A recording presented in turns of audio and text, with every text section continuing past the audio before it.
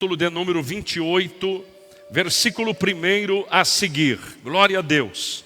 Mateus, capítulo de número 28, versículo 1 a seguir. Estava sentado ali e pensando, falta mais ministérios ainda na igreja, Falta mais ministérios na igreja, com os nossos adolescentes, com terceira idade. Daqui a pouco eu estou... Cadê o dia o culto que termina com sopa? Daqui a pouco eu não quero mais o culto que termina com pizza. Eu já vou querer o culto que termina com sopa. Eu já não vou aguentar mais essa barulheira de birimbau, de não sei o que lá, dessa bateria de estudo. Eu vou querer um hino mais suave. Pensou? A igreja ter isso, um ministério voltado para a terceira idade. Olha, falta gente para nos ajudar, para a gente implantar isso, fazer isso. A gente vê crianças autistas, crianças que até frequentam, vêm à nossa igreja e a gente não tem algo específico direcionado. Precisamos ter, por que não? Precisamos ter, Então, a obra de Deus, a visão tem que ampliar. Mateus capítulo 28, versículo 1 a seguir. No fim do Shabat, quando começou a amanhecer o primeiro dia da semana, Maria Madalena e a outra Maria foram ver o sepulcro. E eis que houvera um grande terremoto, pois um anjo do Senhor descera do céu e, chegando-se, removera a pedra da porta e sentou-se sobre ela. Seu semblante era como um relâmpago e as suas vestes brancas como neve. E os guardas tremeram de medo por causa dele e ficaram como homens mortos. E o anjo, respondendo, disse às mulheres: não temais vós, pois eu sei que buscais a Jesus que foi crucificado. Ele não está aqui, porque ressuscitou. Como ele disse: vinde ver o lugar onde o Senhor jazia, e ide depressa, e dizei aos seus discípulos que ele está ressuscitado dentre os mortos. E eis que vai adiante de vós para a Galileia. Ali o vereis, eis que eu vô-lo tenho dito. E partindo elas apressadamente do sepulcro, com temor e grande alegria, correram a anunciá-lo aos seus discípulos. E indo elas a dar as novas aos seus discípulos, eis que Jesus lhes veio ao encontro, dizendo: salve! E elas, chegando, abraçaram os seus pés e o adoraram. Então lhes disse Jesus: não temais, e de dizer a meus irmãos que vão a Galileia, e lá me verão. Quando elas iam, eis que alguns da guarda foram à cidade e contaram aos principais sacerdotes todas as coisas que foram feitas. E reunindo-se eles com os anciãos e tomando conselho, deram muito dinheiro aos soldados, dizendo: dizei que os seus discípulos vieram à noite e furtaram enquanto vocês dormiam. E se isto chegar aos ouvidos do governador, nós o persuadiremos e vos poremos em segurança. Assim, eles pegaram o dinheiro e fizeram como foram instruídos, e este dito é divulgado entre os judeus até o dia de hoje. Então, os 11 discípulos foram para a Galileia, para o monte que Jesus lhes tinha designado. E quando o viram, o adoraram, mas alguns duvidaram. E Jesus veio e lhes falou, dizendo: foi-me dado todo o poder no céu e na terra. Portanto, ide, ensinai a todas as nações, batizando-os em nome do Pai, do Filho e do Espírito Santo, ensinando-os a observar todas as coisas que eu vos tenho mandado, e eis que estou convosco sempre até ao fim do mundo. Amém. O poder da ressurreição. O poder da ressurreição. O mundo ficou em silêncio com a morte de Jesus. Imagina os discípulos olharem para aquele que era o seu o seu herói e vê-lo sepultado. Para aquele que era a esperança de todo mundo, porque ele se declarava o rei, o Messias, o enviado de Deus, mas agora estava sepultado. O silêncio, um silêncio sepulcral pairava na mente e no coração de todo mundo naqueles dias. Jesus está morto. Acabou.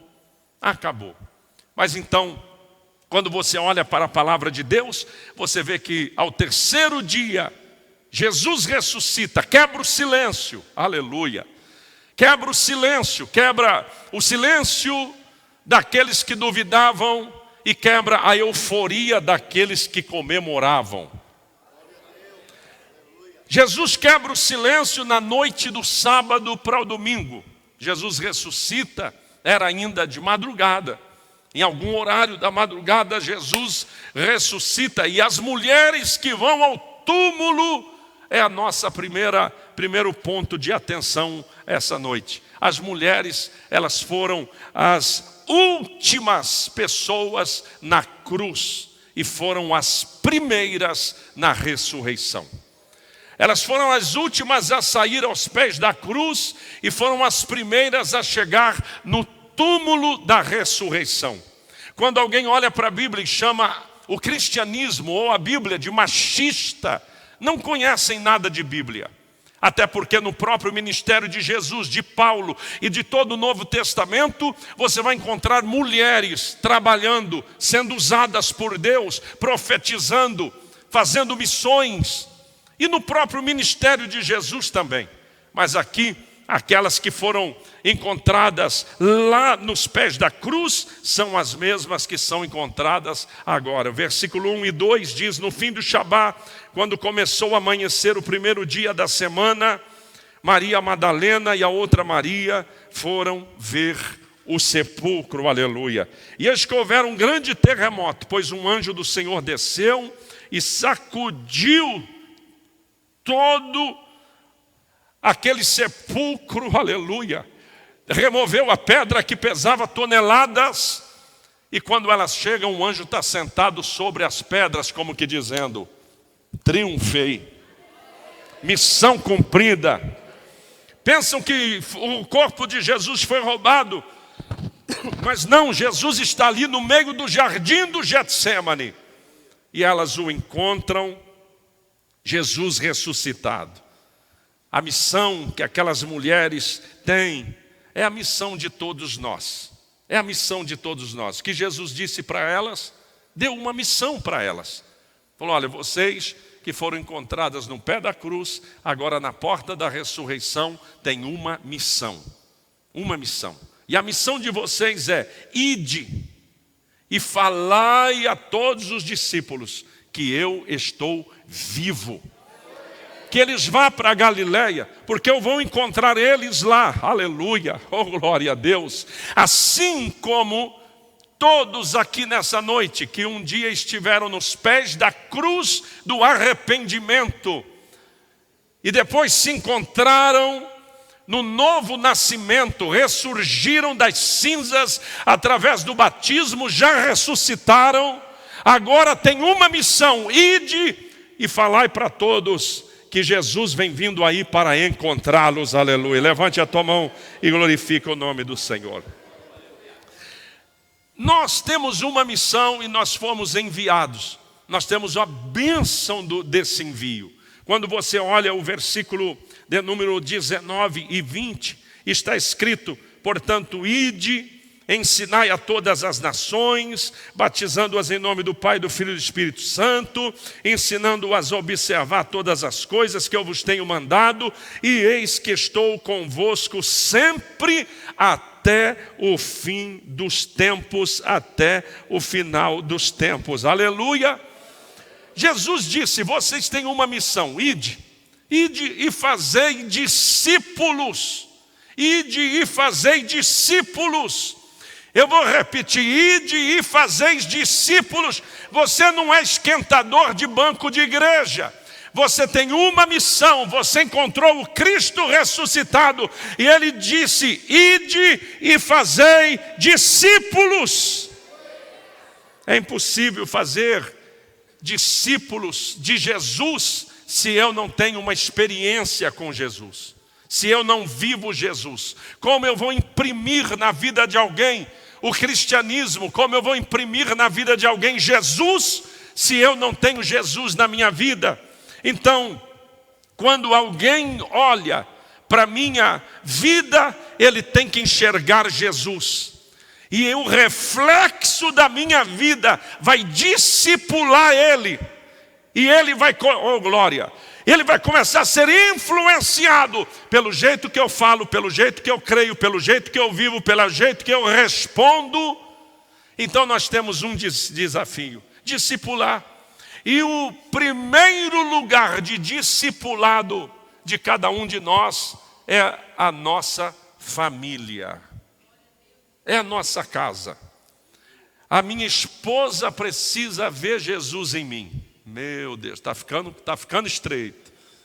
Meu esposo precisa ver Jesus em mim. E os filhos, que muitas vezes só vê gritaria, tem que ver Jesus em mim.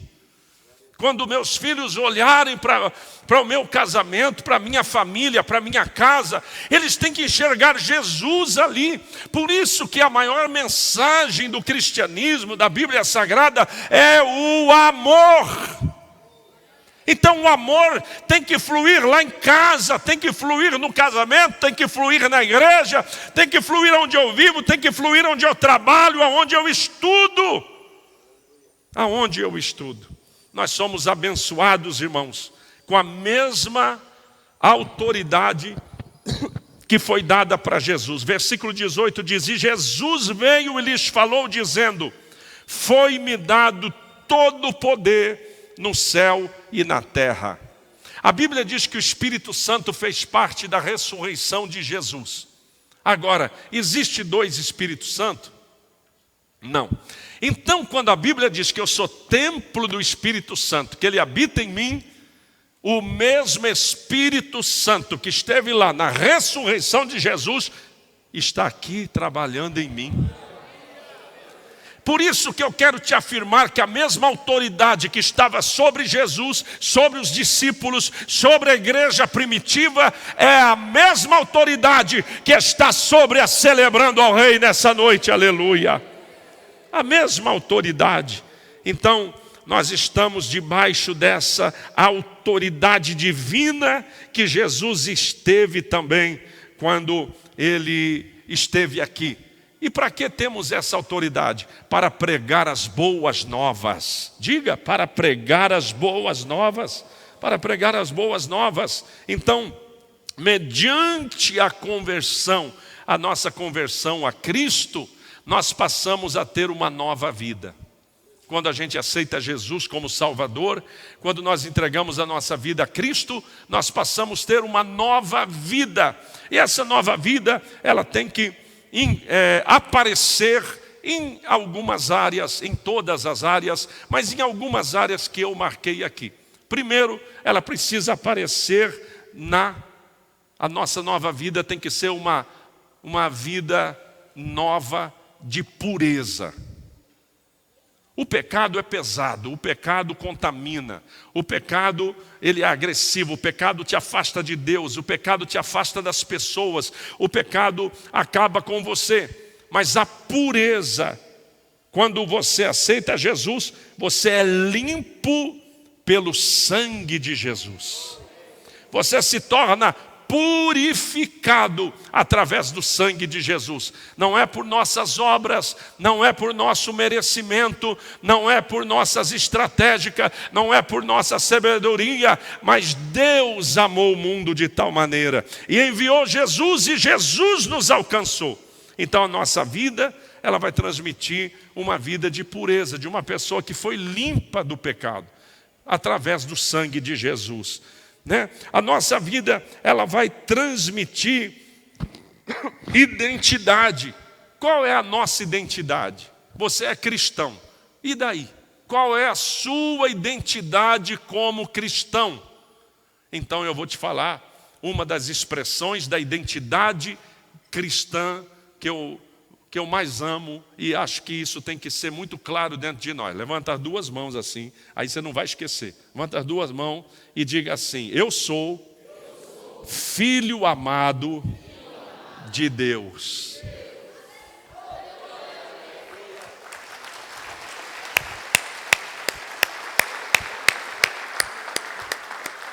Eu sou filho amado de Deus. Porque o mundo pode me odiar, as pessoas podem me odiar, até eu mesmo posso me odiar. Mas eu sou um filho amado, Deus me ama. Deus me ama. Quando uma pessoa encontra o amor de Deus, ela é transformada, impactada. Por quê? Exatamente por isso. Porque Deus te amou sem você ter feito nada por Ele. Ele fez tudo por você. Oh, aleluia. Ele te ama. Então, a identidade de filho amado de Deus. Nós temos também, como uma pessoa cristã, alguém que se converte, a nova aliança. Fazemos parte da nova aliança. Nós temos o céu ao invés da cruz. A velha aliança era o sacrifício. A nova aliança é o sangue do Cordeiro. Aleluia! Jesus morre como Cordeiro, ressuscita como leão da tribo de Judá. Aleluia! Então, a nova aliança nós fazemos parte. Em último lugar, nós temos um poder, que é o poder de Deus. O poder de Deus. Fazemos parte de um reino. Que reino? Que reino? PT, PMDB, PC do PCO, não sei, não, nada disso aí. Nós fazemos tudo dessas coisas aí. Nós fazemos parte de um reino eterno, implantado por nosso Senhor Jesus Cristo, que é composto por todos os salvos e lavados e remidos pelo sangue de Jesus. Todo mundo que se converteu, que desceu as águas do batismo, que estão firmes com Jesus, fazem parte de um grande reino, implantado por nosso Senhor Jesus Cristo, através da cruz do Calvário. Aleluia! Quantos fazem parte e amam fazer parte de tudo isso? Abra a tua boca e dê um glória a Deus aí, olha. Você faz parte, você está incluso dentro de tudo isso daí. Nós fomos abençoados. E nessa nova aliança, com tudo isso que nós alcançamos, nós somos abençoados para fazer discípulos. Fazer discípulos. Veja o que diz o versículo 19, que a gente acabou de ler. Ide, portanto, ensinai a todas as nações. Ensinai a todas as nações. Batize as pessoas em nome do Pai, do Filho e do Espírito Santo.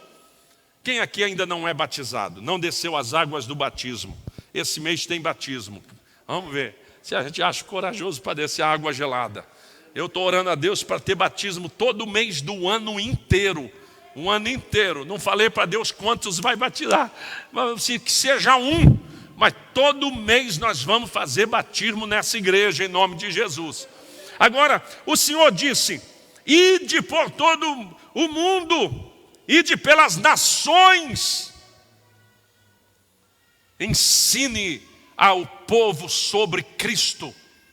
Fale do amor de Deus, transmita o amor de Deus, pregue o evangelho às pessoas que você conhece, porque Jesus está voltando e o mundo precisa conhecer que Jesus é o Salvador, aleluia.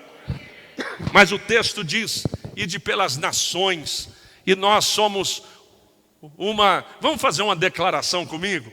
Vamos fazer uma declaração? Então fala assim comigo: nós somos a Celebrando o Rei, uma igreja local que tem visão mundial.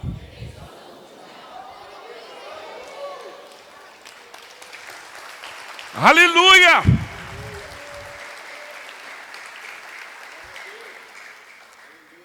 uma visão mundial. Hoje, sabe que notícia que eu trouxe? Eu fiquei com vontade de pregar de missões hoje. Falei, não, hoje é Páscoa. Um pastor no Irã, depois de muitos anos preso, foi solto essa semana. Eu festejei, eu dei glória a Deus na minha casa, eu dei aleluia, porque a gente chora quando eles são presos e perseguidos, mas a gente festeja quando eles são libertos da cadeia, por servir a Deus. No Irã, por servir a Deus. Eu estou falando agora com os irmãos lá em Machu Picchu, lá na Cordilheira dos Andes. Lá na Cordilheira, eu comecei a ver umas coisas coloridas. Eu ia dormir, via pano colorido, tudo uns desenhos losango, uns desenhos estranhos. Eu falava, nossa, isso aqui parece coisa de, sei lá, de tribo de índio, mas os índios não usam pano. Aí, quando vê, aparece o abençoado de lá, nativo das montanhas dos Andes, lá descendente dos Incas, crente, me aparece no caminho. Quando eu vou ver a roupa do povo, eram os desenhos que eu estava vendo nas minhas visões, aleluia. Meu Deus, eu estava vendo esses panos e não sabia de onde era. Agora eu estou perguntando, Deus, se o Senhor me mostrou antes desse povo aparecer, é porque alguma coisa eu vou ter que fazer por essa gente. Eu não sei se eu vou lá, se eu vou trazer eles aqui. O que vai acontecer? Eu não sei, irmão. Estou te contando só até onde eu sei. Eu sei que a igreja tem uma visão ampla, mundial. Nós estamos para fazer discípulos, para pregar para todas as nações, batizando em nome do Pai, do Filho e do Espírito Santo. Aleluia! Você já pensou que coisa tremenda? Entrar um Inca, um descendente dos Incas dentro dessa porta e nós batizar ele aqui dentro dessa igreja?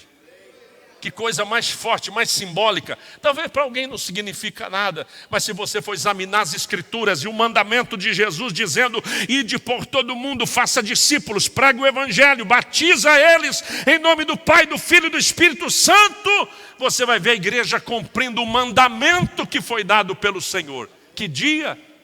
No dia da ressurreição. No dia que ele ressuscitou. Em último lugar, o texto mostra que nós não temos promessas de dias fáceis, mas temos promessa da presença dele conosco. Temos promessa da presença dele conosco. Ele disse, eu estou convosco todos os dias, até a consumação dos séculos. Eu vou estar com vocês. Vai ter tempos difíceis, vai haver desafios, mas vocês não vão estar sozinhos. Aleluia! Aquele que ressuscitou em Jerusalém veio para o culto, celebrando ao Rei essa noite, porque ele ressuscitou. Aí você sai daqui e ele vai com você. E aí você vai para o trabalho amanhã e ele vai com você. Ei! Aí quando você fala dele, aleluia,